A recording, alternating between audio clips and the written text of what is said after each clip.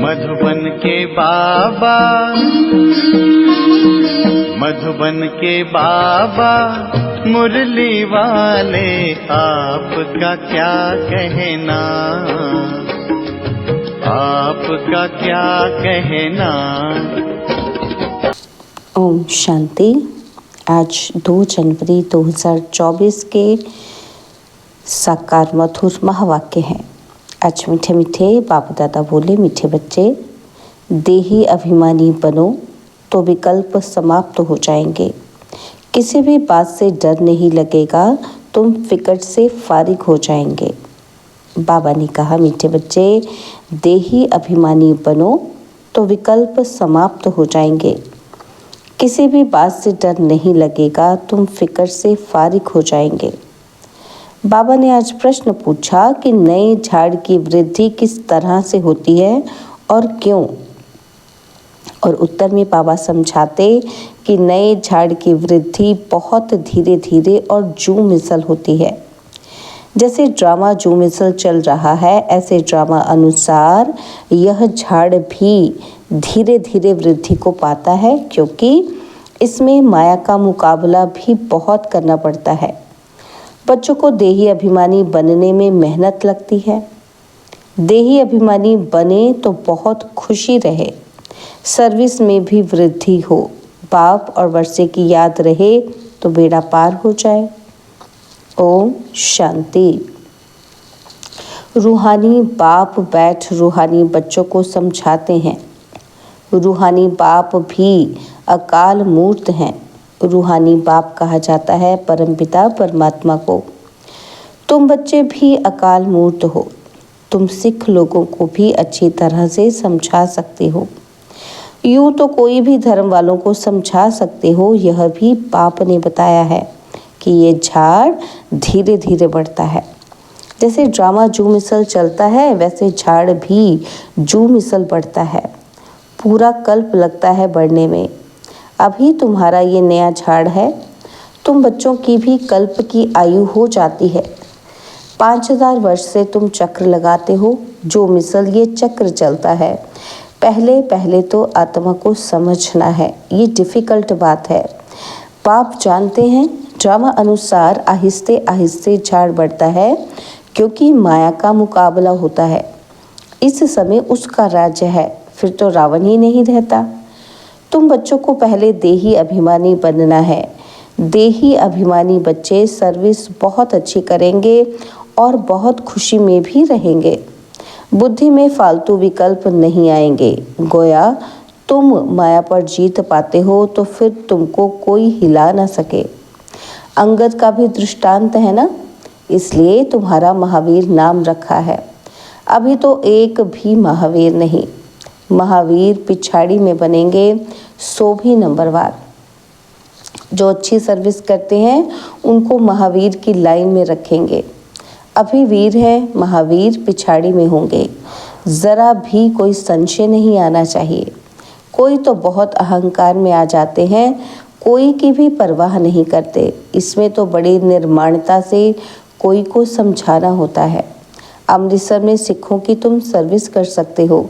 संदेश तो सबको एक ही देना है। बाप को याद करने से तुम्हारी आत्मा की कट उतर जाएगी। वो लोग कहते हैं जप साहेब को, साहेब की महिमा भी है। एक ओंकार सतनाम अकाल मूर्त। अब अकाल मूर्त कौन? कहते हैं सतगुरु अकाल।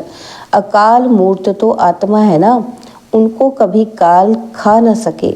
आत्मा को तो पाठ मिला हुआ है, सो तो पाठ बजाना ही है। उनको काल खाएगा कैसे? शरीर को खा सकता है, आत्मा तो अकाल मूर्त है। तुम सिखों के पास जाकर भाषण कर सकते हो, जैसे गीता वाले भी भाषण करते हैं। तुम बच्चे जानते हो भक्ति मार्ग की तो अथाह सामग्री है, ज्ञान जरा भी नहीं। ज्ञान का सागर है ही एक बाप। मनुष्यों को ज्ञानवान नहीं कहा जाएगा। देवताएं भी तो मनुष्य ही है ना, परंतु दैवी गुण है इसलिए देवता कहा जाता है। उन्हों को भी बाप से ही वर्षा मिला था। तुम भी इस राजयोग से विश्व के मालिक बन रहे हो। सतगुरु अकाल कहते हैं ना, सत्य तो वह एक ही बाप है। वही पतित पावन है। 2 बाप का भी परिचय देना है। तुमको भाषण के लिए 2 मिनट मिले तो भी बहुत है, 1 मिनट 1 सेकंड मिले तो भी बहुत है। जिनको कल्प पहले तीर लगा होगा उनको ही लगेगा। कोई बड़ी बात नहीं, सिर्फ पैगाम देना है। बाबा ने समझाया है, समझो। गुरु नानक आता है तो वह कोई मैसेज नहीं देते कि तुमको वापस घर चलना है, उसके लिए पवित्र बनो। वह तो पवित्र आत्माएं ऊपर से आती हैं, उनके धर्म की वृद्धि होती है, आते रहते हैं। वास्तव में सद्गति दाता कोई मनुष्य हो नहीं सकता। सद्गति दाता एक बाप है। मनुष्य तो मनुष्य ही है। फिर समझाया जाता है फलाने धर्म का है। बाप ने समझाया है, तुम अपने को आत्मा समझो, पवित्र बनो। गुरु नानक ने कहा है, मूत पलीती कपड़ धोए। यह भी पीछे शास्त्र बनाने वालों ने लिखा है। पहले तो बहुत थोड़े होते हैं, उनको क्या बैठ सुनाएंगे। यह ज्ञान भी बाप तुमको अभी देते हैं और फिर शास्त्र तो पिछाड़ी में बनते हैं। सत्युग में तो शास्त्र होते नहीं। पहले तो समझाना है, बाप को याद करो तो विकर्म विनाश होंगे। विनाश तो होना ही है। पूछना चाहिए, सर्वव्यापी किसको कहते हो, जिसकी ये महिमा गाते हो, एक ओंकार। वह तो बाप ही ठहरा ना। उनके बच्चे हम आत्माएं भी अकाल मूर्त हैं। हमारा तख्त यह है। हम एक तख्त छोड़ दूसरे पर बैठे हैं। 84 तख्त पर बैठते हैं। अभी यह है पुरानी दुनिया। कितने हंगामे हैं। नई दुनिया में ये बातें हो ना सके। वहाँ तो एक ही धर्म होता है। बाप तुमको विश्व की बादशाही दे देते हैं। तुम्हारे पर कोई चढ़ाई नहीं कर सकते। द्वापर से धर्म स्थापक आते हैं अपने अपने धर्म की स्थापना करने। उनका धर्म जब वृद्धि को पाए, ताकत में आए, तब लड़ाई की बात हो। इस्लामी पहले कितने थोड़े होंगे। तुम्हारा धर्म तो यहाँ स्थापन होता है। वह आते ही द्वापर में है, उस समय ही धर्म स्थापन होता है। फिर 1-2 के पिछाड़ी आते जाएंगे। ये बड़ी समझने की बातें हैं। कोई तो ड्रामा अनुसार कुछ भी धारण नहीं कर सकते हैं। बाप समझाते हैं, ज़रूर उनका पद कम होगा। ये कोई श्राप नहीं है। माला तो महावीरों की बनती है। ड्रामा अनुसार सभी एक जैसा पुरुषार्थ तो कर नहीं सकते, आगे भी नहीं किया होगा। कहेंगे फिर हमारा क्या दोष है। बाप भी कहते हैं, तुम्हारा कोई दोष नहीं, तकदीर में नहीं है तो बाप क्या कर सकते। समझ सकते हैं कौन कौन किस पद के लायक हैं। सिखों को भी समझाना है कि साहिब को जपो तो सुख शांति मिले। उनको सुख तब मिलता है जब उनके धर्म की स्थापना होती है। अब तो सब नीचे आ चुके हैं। तुम मानते हो सतगुरु अकाल, फिर गुरु किसको कहते हो। सद्गति देने वाला गुरु एक है और भक्ति सिखलाने वाले तो ढेर गुरु चाहिए। ज्ञान सिखलाने वाला एक बाप है। तो तुम माताएं उनको समझाओ कि ये कंगन तुम जो पहनते हो ये भी पवित्रता की निशानी है। तुम्हारा वे मान लेंगे क्योंकि तुम माताएं ही स्वर्ग का द्वार खोलने वाली हो। तुम माताओं को अभी ज्ञान का कलश मिला है जिससे सबकी सद्गति हो जाती है। तुम बच्चे अभी अपने को महावीर कहलाते हो। तुम कह सकते हो कि हम ग्रस्त व्यवहार में रह स्वर्ग की स्थापना कर रहे हैं। रात दिन का फर्क है। यह जटाएं भी पवित्रता की निशानी है। अकाल मूर्त पतित पावन बाप की महिमा पूरी करनी चाहिए। साधु सन्यासी परमात्मा नमः कहते हैं, फिर कहते हैं सर्वव्यापी है। यह है रॉन्ग। बाप की तुम खूब महिमा करो। बाप की महिमा से तुम तर जाते हो। जैसे कहानी है, राम राम कहने से पार हो जाएंगे। बाप भी कहते हैं बाप को याद करने से विषय सागर से पार हो जाएंगे। तुम सबको मुक्ति में जाना ही है। तुम अमृतसर में जाकर भाषण करो कि तुम पुकारते हो सतगुरु अकाल मूर्त, परंतु वह अब कहते हैं देह सहित देह के सब धर्मों को छोड़ अपने को आत्मा समझो। बाप को याद करो तो पाप भस्म हो जाएंगे। अंतमति सो गति हो जाएगी। शिव बाबा अकाल मूर्त निराकार है, तुम आत्मा भी निराकार हो। बाप कहते हैं मेरा शरीर तो है नहीं, मैं लोन लेता हूँ, मैं आता ही पतित दुनिया में हूँ रावण पर जीत पाने। यहाँ ही डायरेक्शन दूंगा क्योंकि पतित होते ही पुरानी दुनिया में है। नई दुनिया में एक ही देवी देवता धर्म था उस समय और सब शांति धाम में रहते हैं। फिर नंबरवार सतो रजो तमो में आते हैं। जिनको सुख बहुत मिलता है उनको दुख भी बहुत मिलता है। तुम्हें सबको बाप का पैगाम देना है कि बाप को याद करो तो घर पहुंच जाएंगे। सदगति सबकी तब होती है जब झाड़ पूरा होता है, सब आ जाते हैं। ऐसे तुम भी किसी को बहुत प्यार और धीरज से समझाओ। तुमको चित्र उठाने की भी दरकार नहीं है, वास्तव में चित्र है नयों के लिए। तुम कोई भी धर्म वालों को समझा सकते हो, परंतु बच्चों में इतना योग नहीं जो तीर लगे। कहते हैं बाबा हम हार खा लेते हैं, माया एकदम काला मुंह करा देती है। उनको ये पता ही नहीं पड़ता कि हम देवता थे और इस समय असुर बन पड़े हैं। अब बाबा कहते हैं अपने को आत्मा समझ बाप को याद करो, बाप का पैगाम सबको देते रहो।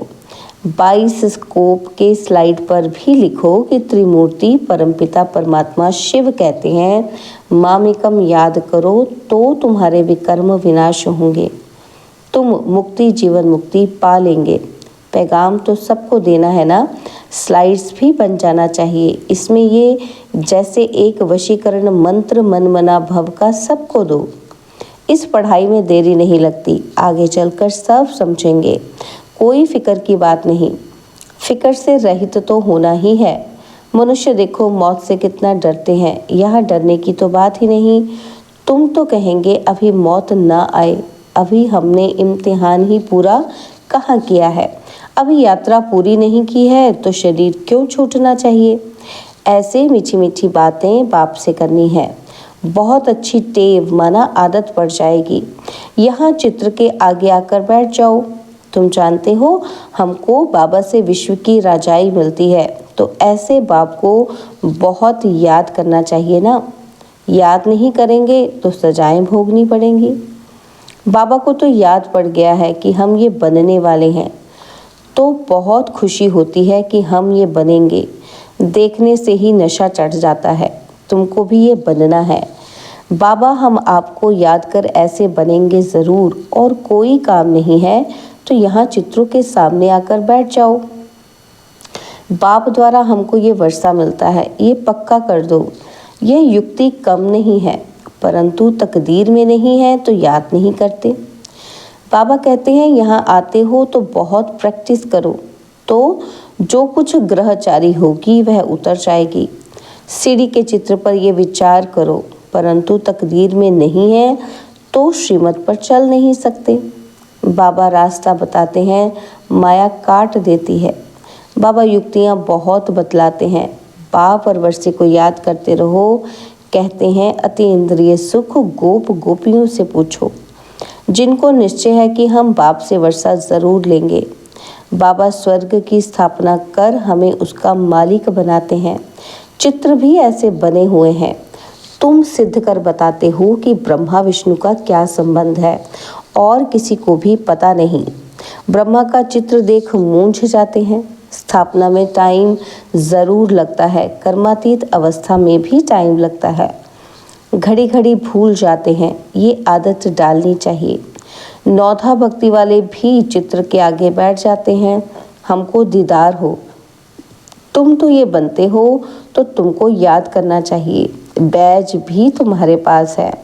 बाबा अपना भक्ति मार्ग का मिसाल बतलाते हैं कि नारायण की मूर्ति से मेरा बहुत प्यार था। वह सब था भक्ति मार्ग। अब बाप कहते हैं मामेकम याद करो और कुछ भी नहीं करना है। बाबा कहते हैं हम तो ओबीडियंट सर्वेंट हैं, हमें तो माथा क्यों टेकते हो। अच्छा, माता पिता बाप दादा का मीठे मीठे सिकिलधे बच्चों प्रति याद प्यार और गुड मॉर्निंग। रूहानी बाप की रूहानी बच्चों को नमस्ते। हम रूहानी बच्चों की रूहानी बाप दादाजी को दिलवा जान सिकवा प्रेम से नमस्ते। ओम शांति। प्यारे बाबा, मीठे बाबा, मेरे बाबा, शुक्रिया बाबा, शुक्रिया बाबा, शुक्रिया। धारणा के लिए मुख्य सार है। पहला पॉइंट है निर्माणता का गुण धारण करना है। जरा भी अहंकार में नहीं आना है।